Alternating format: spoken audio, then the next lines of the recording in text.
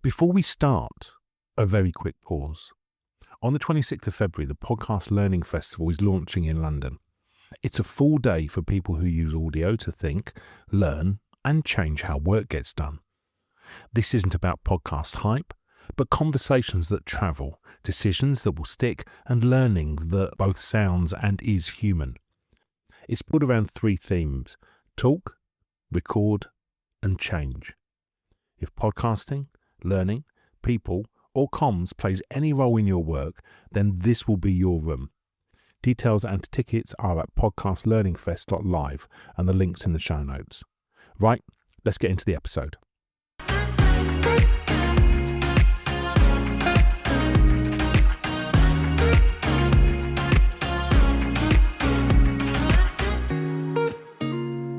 Hello everyone and welcome to this episode, the lost one of the Women Talking About Learning podcast. I'm Andrew Jacobs. Throughout our lives, all of us will encounter some form of loss. And in this episode, we're going to hear an incredibly heartfelt discussion with three women who share their very personal journeys through loss and exploring how sorrow can lead to unexpected growth and how it shapes our lives. Our first guest is Kirsty Lewis, the founder of the School of Facilitation. She's known for her passion for designing and delivering brilliant workshops that create purpose, ownership, safety, and engagement. She is a convener of freelance facilitators and trainers through the School of Facilitation Collective while supporting corporate clients to evolve their learning game. Our second guest is Edeje Onwude. Edeje is a Nigerian-born, UK-based communications leader whose career spans brand, culture and organisational change. For over 10 years, she built and led brand work for global organisations, including Coca-Cola and Reckitt. More recently, her focus has shifted to the broader human side of comms, ensuring what organisations say aligns with the experience of their employees, partners and stakeholders. Our last guest is Stella Collins. Stella is an internationally acclaimed learning strategist dedicated to transforming performance and productivity in the workplace. She has spent 30 years working at the intersection of people, neuroscience, AI, data and technology to deliver actionable results. She is valued for her strategic advice and unique ability to make complex ideas accessible and relevant. This is challenging, visceral, and a simply wonderful conversation about loss. Please do take time to listen through it fully. Recorded at the end of November 2025, this is Women Talking About Learning. This is Kirsty, Edeje, and Stella talking about loss. Hello, Kirsty and Edeje. It's really interesting that Andrew's kind of brought us together to have this conversation. So I'm really curious, what made you want to have a conversation about loss? Well, for me, it was, I guess, the birth of School of Facilitation coming from the loss of my mum because she passed away. And I wanted to share that and how good stuff can come when we lose something. That's a good one. So for me, it was from falling out of love with a career that I absolutely loved. I think this is not something that's talked about enough just because we don't associate as much importance to it. But if a career is something that you take very seriously and we spend so much of our time there, I think it's something we need to talk about a little bit more. So that's why I'm here. Yeah, love it. How about you, Stella? And for me, it was because despite the fact I'm a very positive, or I see myself as a positive, resilient person, I've had a lot of loss over the last 8 years. And I guess it has taught me I am a resilient person. So I was just curious to sort of explore almost what other people have felt about loss, really, as well as my own. Explore perhaps a little bit of my own feelings about it. When just we all got our each of us got an example of loss, or many examples, Stella. Like, what does it actually mean to us, like, to lose X, Y, Z? Like, what does that actually mean? That's a good question. I would say if I were to jump in there, to lose something, for it to I would say it has to mean something to you so that when it leaves a vacuum, or it leaves something that makes you feel like I've lost it. So for instance, we lose things every day. I could lose 20 pounds and it's nothing, but if I were to lose much more than that, then it will mean something. So I think for something to be considered loss, it has to mean something to you to some extent, that it creates a vacuum when it goes. I think the vacuum is interesting. I think it creates change. You can have change from things that you do that are something you gain, but I think it creates change. And then I'm just really interested in what you said, Kirsty, about, it started off your school of facilitation because your mum. Does it leave a vacuum that you can then fill with something else? No, I don't think it does. I was just going to say, for me, the loss thing is a feeling. Yeah. So it's like there is a something that happens. So the loss of the 20 pounds, but I would then have a feeling of being irritated that I'd lost it. So I think for me, the loss element is then it's like, it's the trigger is the losing of the something, and then there's an emotion, and then there's a set of I was going to say actions or unintended consequences that then occur because of that loss. And I think it's how we then relate to those, what comes after the loss. Yeah. And I think that's probably for each of us, our stories as to why we're here today is like what happens after we lose a parent. I just have to get this joke in, by the way. Someone said to me once, like, I heard it on the radio, like when someone passes away and dies, a lot of people go, I'm really sorry for your loss. And this comedian just said, I didn't bloody leave her in the Tesco shopping aisle, like they died. And so whenever I hear the word loss in association with someone dying, I just sort of roll my eyes and giggle, because I'm just like, I haven't left my mum in Tesco or Asda. Yeah. Like, it's much more serious than that. Yeah, it's a little bit more profound than that, Edeje. I actually prefer to say the person died, because I think they passed on, they passed away, they were lost. It doesn't describe it. I think they died is... Yeah. But people don't want to have that conversation, Stella. No. Yes. I find it's a difficult conversation for a lot of people. That's why we tend to soften it a little bit, with different language that makes it easier. But like you said, just say the person died is an easier way of landing the message.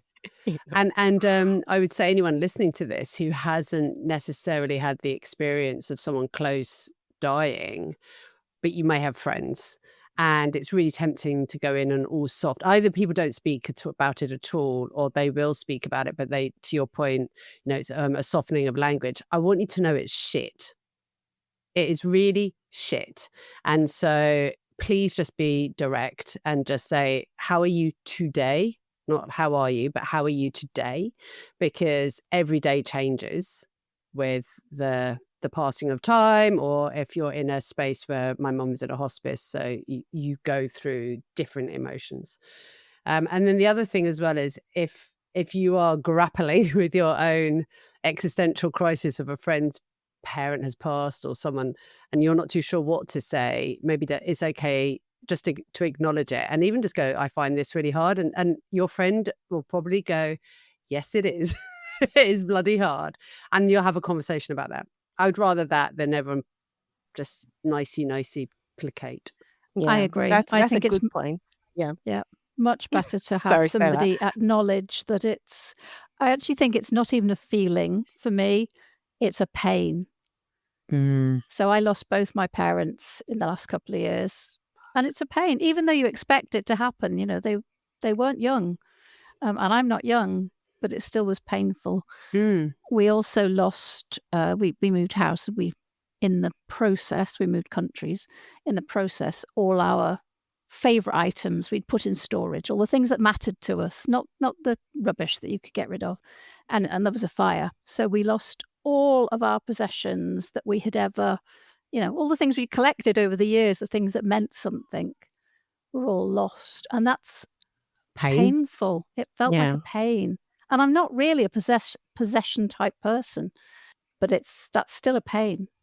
Yeah. Is it like the memories that were in those items that when you would look at them, it's like, oh yeah, that and that. And it's the loss of the memories, because once they've gone, you're really having to rely on your memory. You can't rely anymore on the thing triggering a memory. Mm.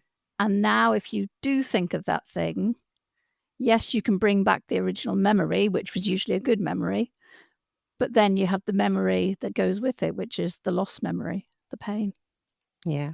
And that's true of losing parents too. Yeah. I was going to say something around when it's a different kind of loss, especially like, for instance, you mentioned the loss from property. That's not something a lot of people can relate to. Some people might not even see it as anything, but it's a huge loss to you. So my friend lost her husband years ago. Her husband died. Language.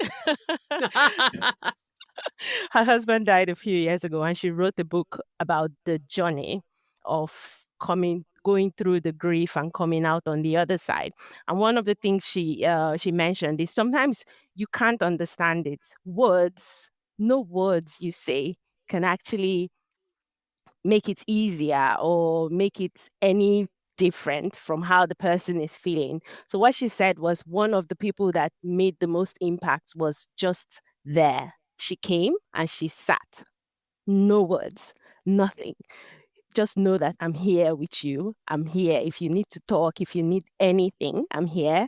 But I have no words, nothing to say to actually capture what you're going through. So in those kind of situations, sometimes just presence is enough, because especially when you can't understand it, yeah. I like that. I found hugs really helped. Yes, I was thinking that. It's almost like somebody, if you've got a sore arm, people pat it, you stroke it, don't you? And I found that hugs really, really helped with and they didn't need to say anything. You're quite right, Edeje. If they just hugged you, that was enough. Yeah. I'd say if I were to say something about hugs and my slightly different loss. So at the time I was grappling with maybe there's something wrong with me. I had my sister had just moved to the UK as well. And some days I would just go to her house and just sit there with her. Because again, I didn't feel like I could fully articulate what I was going through, because I was in a great job. It's not anything you can explain to anybody, because I was in a great job doing what I have always done. And it just felt wrong. If I explained it to anybody, it felt like you're not grateful. Everything is going great for you. What is wrong with you? So in that situation, I found just being in the presence of people to be great, just being in the presence of people that I knew loved me and would listen if I was ever willing to talk about it. It did help. So that presence and just being with your people makes a huge difference when you're going through something, especially if it's something not everybody else can understand. What was the emotion, Edeje, that, looking backwards now, that you associate with that time of, I get you didn't know quite that it was like the job, or you knew the job wasn't there, but what was the emotion that was around that for you? I would say the biggest one was fear, because I knew at the time I had landed on the fact that, okay, I don't want to do this anymore. I didn't know what it is I wanted to do.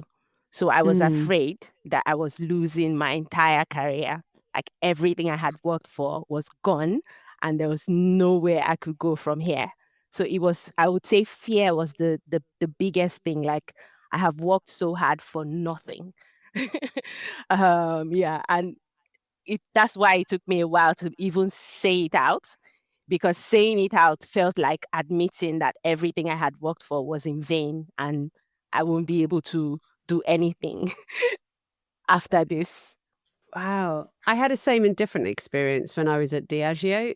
Yeah. I went to a friend. This is how I left. I went to a friend's workshop, and I was meant to have an outcome, and we were going to shape this outcome all day.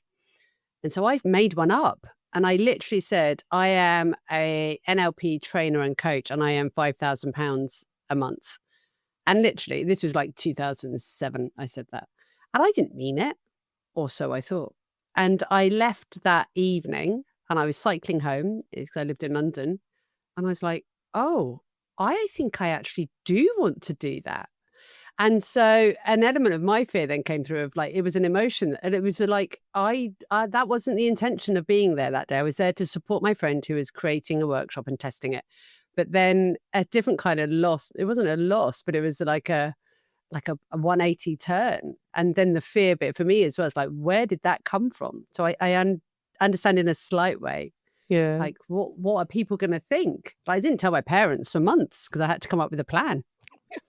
Exactly.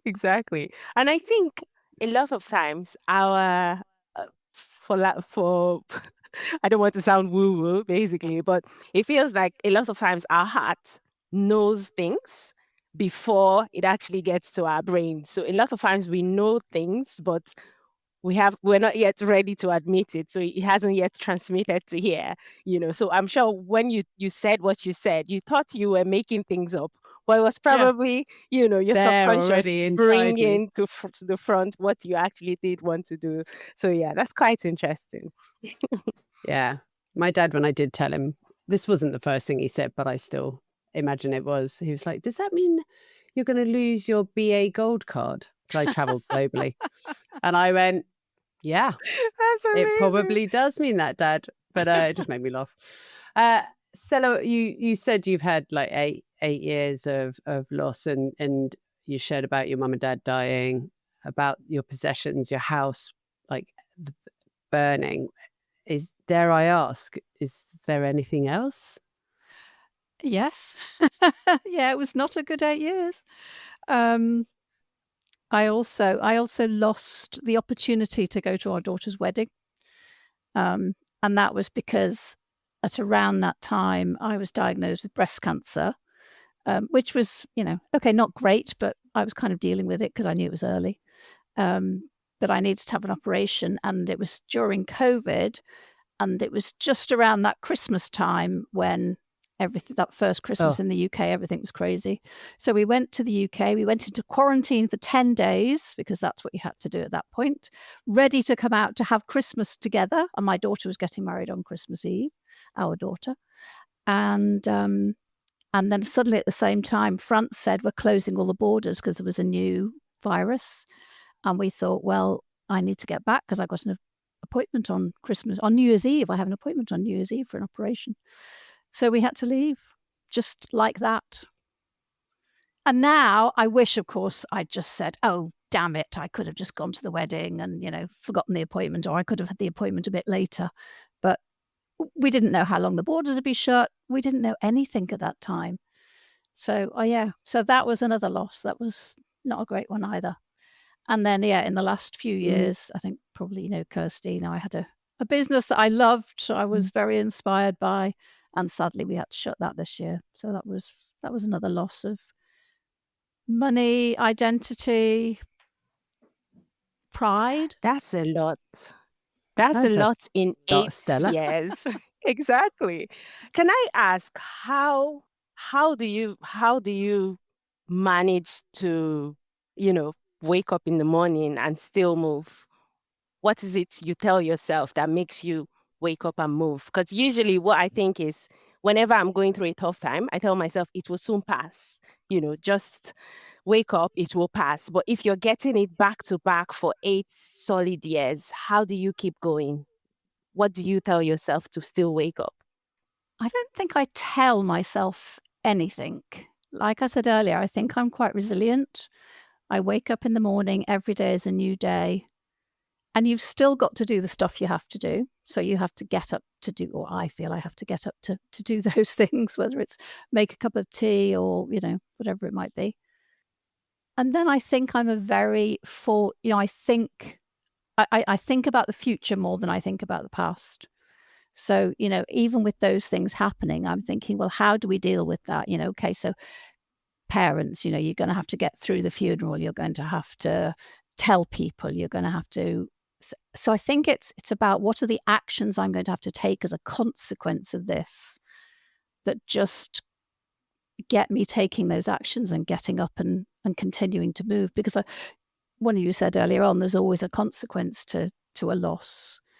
And that it leaves a gap of some sort that needs filling in some way, or it's the actions that need to be taken. I think that's, do you know what? I've not really thought about that.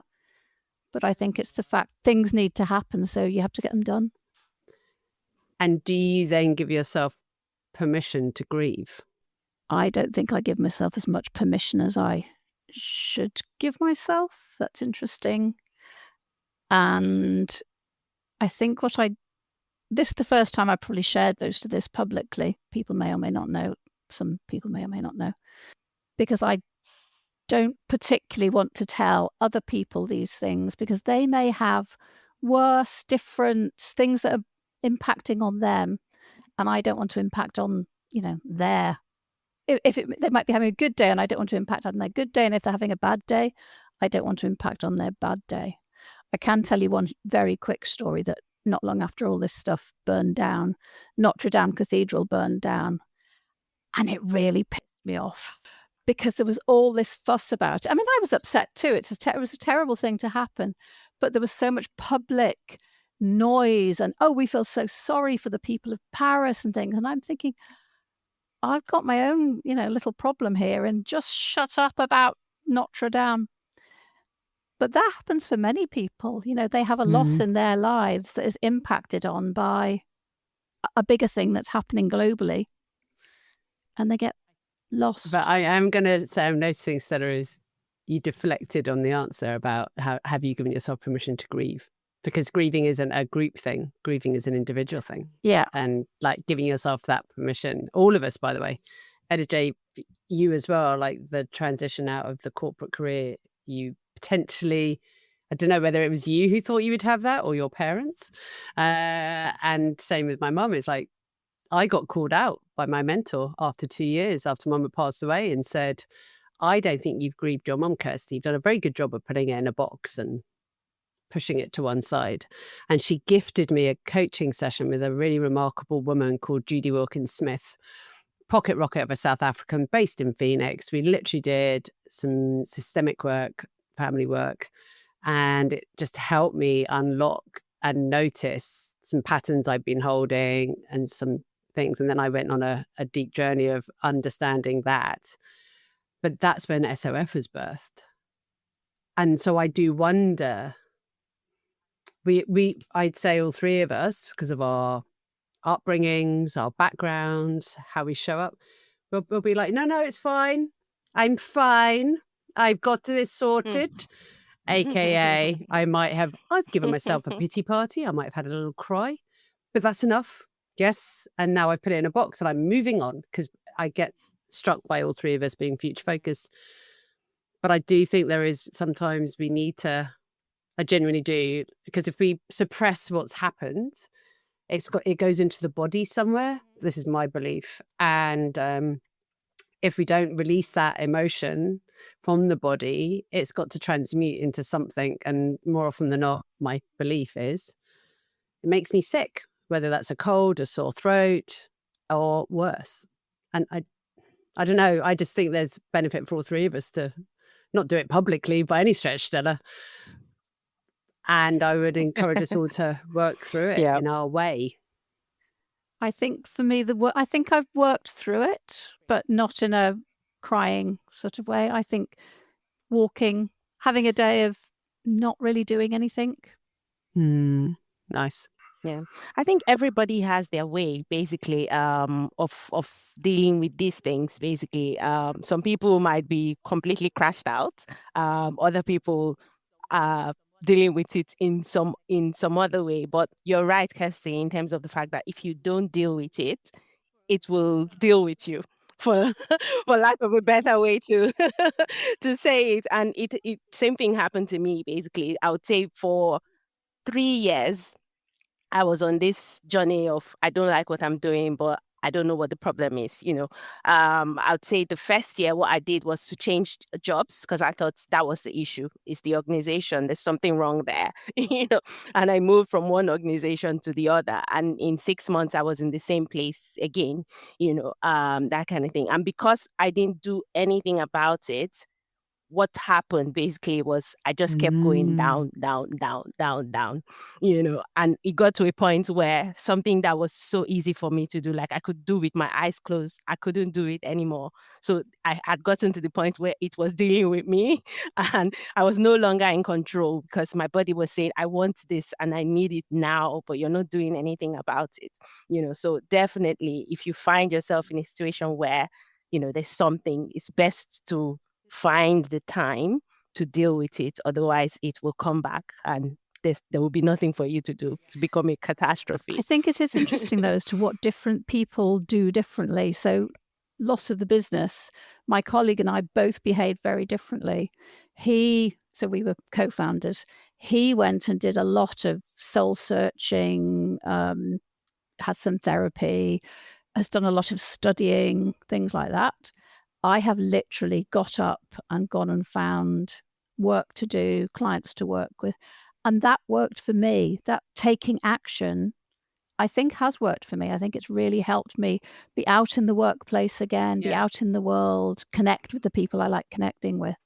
So I think it's important, as you said, Edeje, that it's each person does what works for them. Edeje, what did you do when you realised it was about the loss of the work? I think what I did was I stopped. I just stopped. I took some time off to be by myself because I think when you're a mom and a career woman and a wife, there's just so many things happening and I couldn't hear myself. There was too much noise around me, basically. So I decided to stop and just take some time to listen to myself. And very similar to Stella, I'm not a sit down in one place and meditate for too long.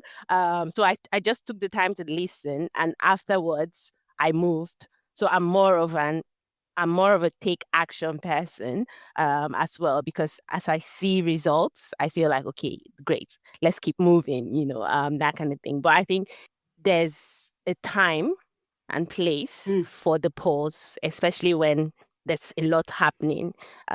Take that pause and then decide how you want to proceed. For some people, they decide they want to go a bit deeper. Other people, they decide they want to take action. For me, I'm more of a action person because it makes me feel like I'm at least doing something. I notice I've just been reminded as well in my head, like the loss of romantic relationships. So I have many a good love story in my world, and when some significant relationships have finished, I know that feels that's a loss for me. And same mentor said, often we're grieving the future we thought we were going to have. And I thought, yeah, that was a real. Yes. And I wonder if there's something familiar in that phrase for all of us. But my way of dealing with it is I have a good cry. I need to talk it out loud with different people. I often go walking and talking, and then I get very bored. As soon as I know I'm bored of the conversation, as in of the story, I'm like, oh, okay, we're now shifting again. But often I'm just your classic extrovert. I speak to think. And I just have to go through that. I'm curious because I don't think you can't bring a loss back. So once something's lost, it's gone. Change is slightly different. Change is an evolution, whereas loss is it's gone. You can't have it back. But I'm curious as to what you do to deal with it and then move on. So I think we've talked about taking action, crying. What helps you take, kind of, I guess in a way you sort of take it with you on your journey. Because I look at it from like mum dying. And so it's like the shape of mum dying, let's just call it a circle. It will always stay as a circle. And like my circle sits around the outside of her circle. And to begin with, when she first started, it feels like we're super close. And so it feels really palpable.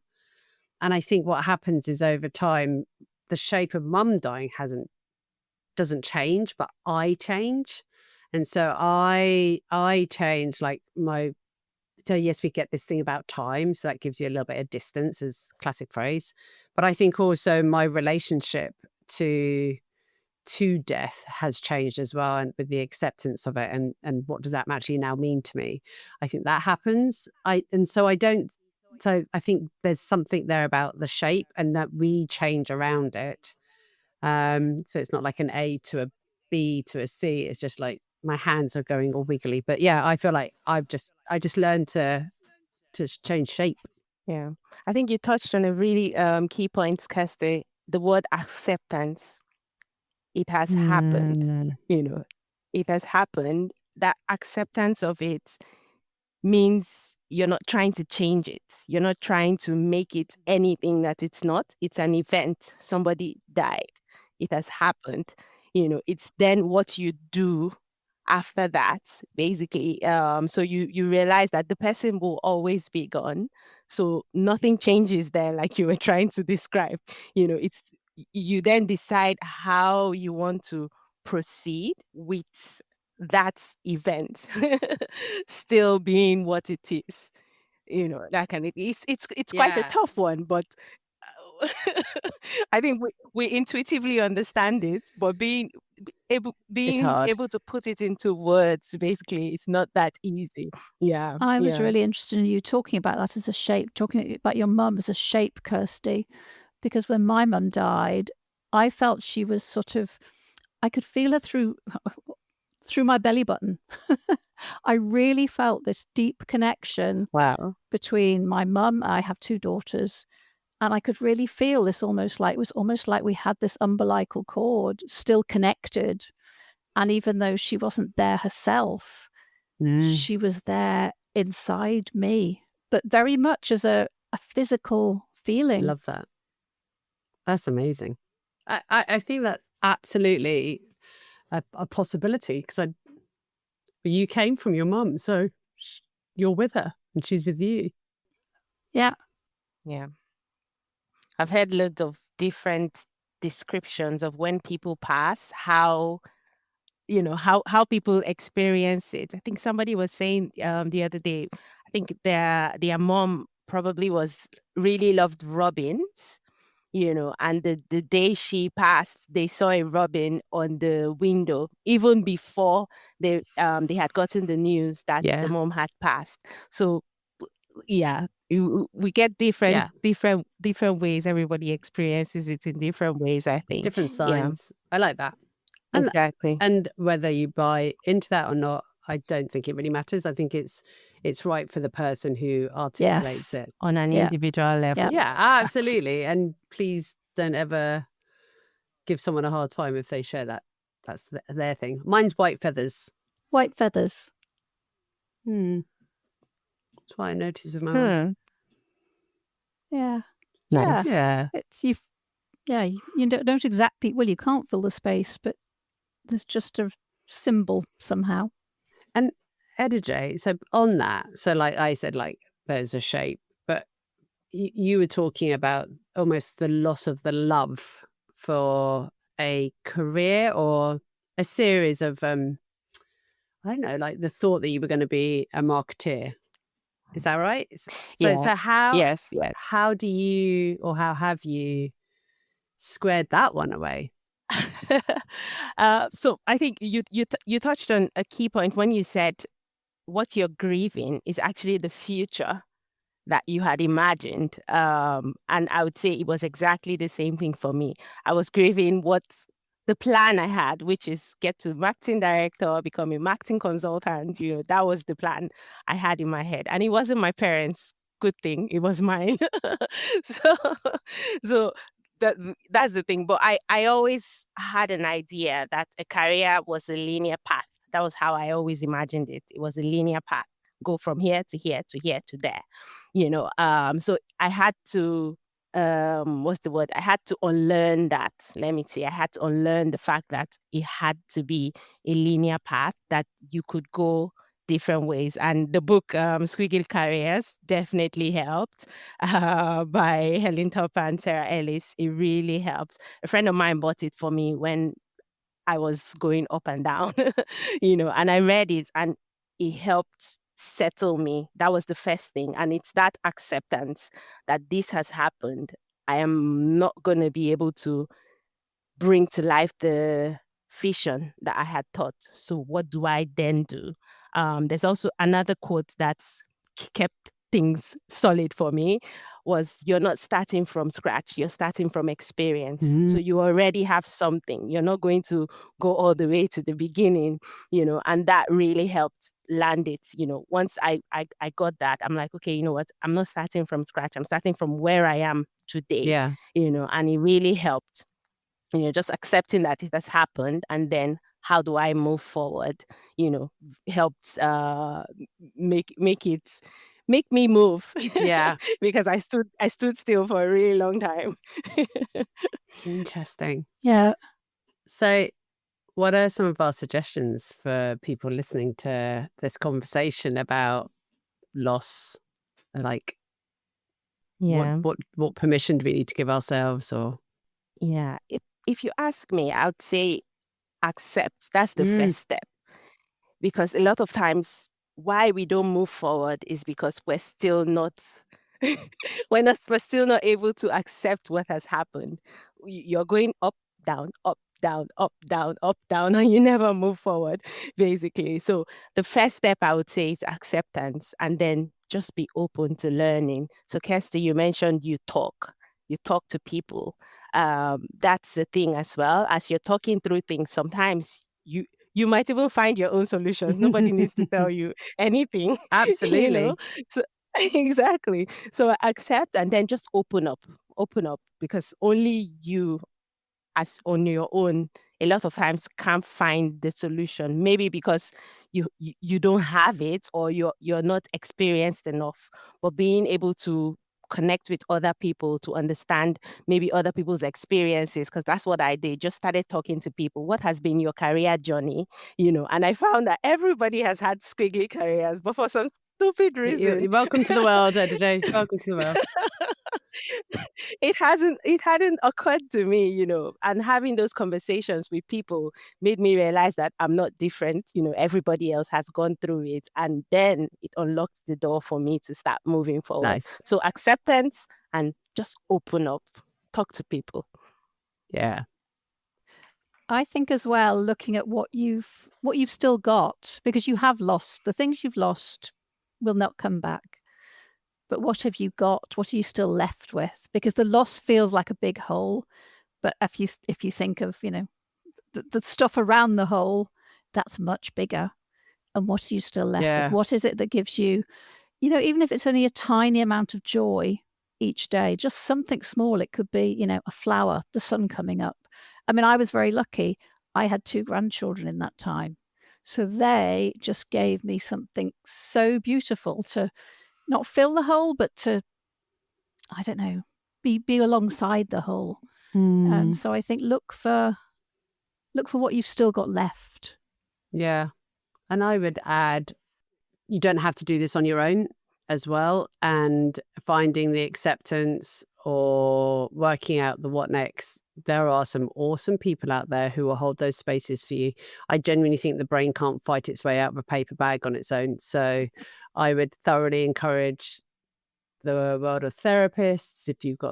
I do think people who are outside of your world, like immediate friendship and family, sometimes it's easier to have those conversations with them, because I think family and friends they sort of try and make it okay for you, and they're won't often ask impacted. Well, yeah, or they don't want to ask you the questions just in case Kirsty cries, or just in case Stella gets upset and angry, and I don't want to find out. So go find a fantastic therapist or a coach to talk to is what I'd say.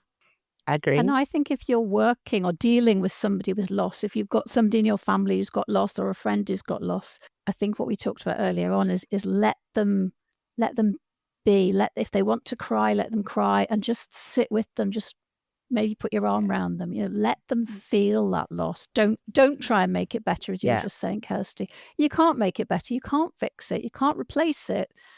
But if you just stand with them, that will help for a time. Definitely. Oh, ladies, thanks for this conversation. It's weirdly to say I've enjoyed it. It was fascinating. It's insightful. Yes. Thank you. Yeah. Can I add one thing? Yeah. Add one thing? Of course. What I believe basically is sometimes we go through situations so that we can learn and teach. So what I believe is after you have found your way out of that pain, out of the loss, find avenues like what we're doing now to share. Find avenues to make sure that that pain that you have gone through is not in vain. It's not for you only. Find a way to make sure that that is a learning that other people can take from it. Like I said, my friend, she wrote a book. So I learned from that book. Some people go on podcasts and talk about it. Somebody could learn from it, so don't keep it for yourself alone. Find opportunities, avenues to ensure that that learning goes to other people as well. That's a nice way to end. When we edit the podcast, we listen back and make tiny cuts to remove some of the unintentional noises that people make. We left a lot of those in with this episode. By hearing our experiences openly discussed and supporting one another through the process, maybe we can navigate the complexities of loss together. A massive thank you to Kirsty, Edeje and Stella for their insight into this topic and for their time in making the episode such a brilliant recording. You will, of course, want to connect with them afterwards, and their details are in the show notes, along with information about how to connect with us here at Women Talking About Learning. Remember to like and subscribe to the podcast on your podcast player. It does make a real difference in helping people find and recommend us, so hit that 5-star button and leave a comment about what you've heard. We're back in a couple of weeks, and next time it's the hybrid one. As always, thank you for listening, and we'll see you again soon.